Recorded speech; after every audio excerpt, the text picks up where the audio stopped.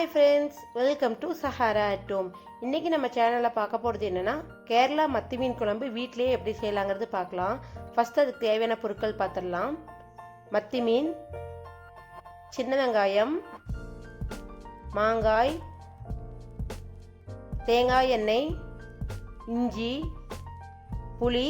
இது கொடை புளி, இது டிபார்ட்மெண்ட் ஸ்டோர்லாம் கிடைக்கும். மிளகாய்த்தூள், மல்லித்தூள், மஞ்சள் தூள், கறிவேப்பிலை, பச்சை மிளகாய், தேங்காய் பால், தக்காளி. இப்போ நம்ம ஸ்டவ்லாம் வைக்க வேண்டாம், சும்மா ஒரு கடாய் வச்சுக்கலாம். அதாவது நம்ம குழம்பு வைக்க போகிற பாத்திரத்தை வச்சுட்டு அதில் கொஞ்சம் தேங்காய் எண்ணெய் ஊற்றிக்கலாம். தேங்காய் எண்ணெய் ஊற்றிட்டு நம்ம சின்ன வெங்காயம் நம்ம வச்சுருப்போம் இல்லையா, சின்ன வெங்காயம், அதை நம்ம குழம்புக்கு கொஞ்சம் வறுக்கிறதுக்கு கொஞ்சம் எடுத்து வச்சுக்கலாம். அப்புறம் இஞ்சி கொஞ்சம். இது எல்லாமே நம்ம குழம்பு வைக்கிற மாங்காய், நான் 2 மாங்காய் போட்டிருக்கேன். இது எல்லாமே நம்ம குழம்பு வைக்கிற அளவை பொறுத்து, நிறையா வைக்கிறதுனா நிறையா போடணும். பச்சை மிளகா ஒரு 5 சின்ன இந்த பாதியாக கீறி போட்டிருக்கேன். அப்புறம் மிளகாய்த்தூள், மல்லித்தூள், மஞ்சள் தூள், இந்த 3 போட்டுக்கலாம். தக்காளி போட்டுக்கலாம். இப்படி செய்யும் போது தான் கேரளா மீன் குழம்பு மாதிரி டேஸ்ட்டாகவும் இருக்கும், செமையாகவும் இருக்கும். இந்த புளி நம்ம இது கேரளா கொடைப்புளின்னு சொல்லுவாங்க.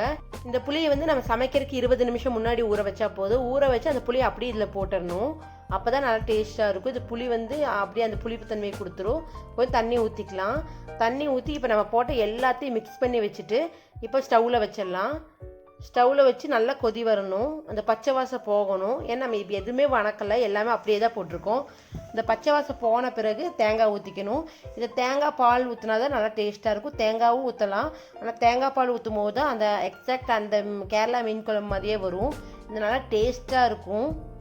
கொடைப்புளி கொஞ்சம் மெடிசன் தான், நல்லா மெடிசனுக்கெலாம் யூஸ் பண்ணுவாங்க. ஸோ அது நல்லா ஹெல்த்தி, அதனால் அதை அப்படி போட்டுக்கிறோம். இப்போ நல்லா கொதிச்சிருச்சு, அந்த பச்சை வாசமும் போயிடுச்சு. இந்த டைமில் இந்த மீன் குழம்புக்கு மீன் போடுறோம், மத்தி மீன்.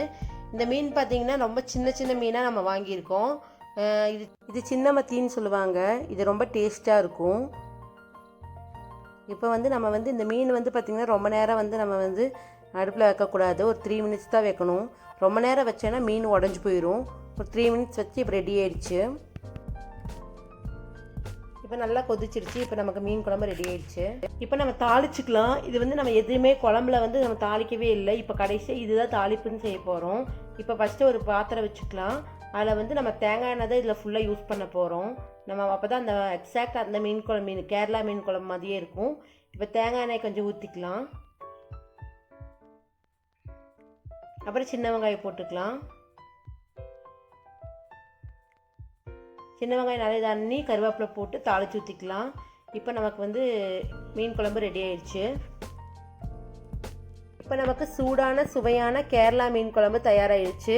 இது ரொம்ப டேஸ்ட்டாக இருக்கும். கண்டிப்பாக மறக்காமல் நீங்களும் இதை ட்ரை பண்ணி பாருங்கள். மறக்காமல் நம்ம சேனலை எல்லோரும் சப்ஸ்கிரைப் பண்ணிடுங்க. லைக் பண்ணுங்கள், கமெண்ட்ஸ் பண்ணுங்கள், மறக்காமல் உங்கள் ஃப்ரெண்ட்ஸ்க்கெலாம் ஷேர் பண்ணுங்கள். Thank you friends. Bye, take care, bye friends.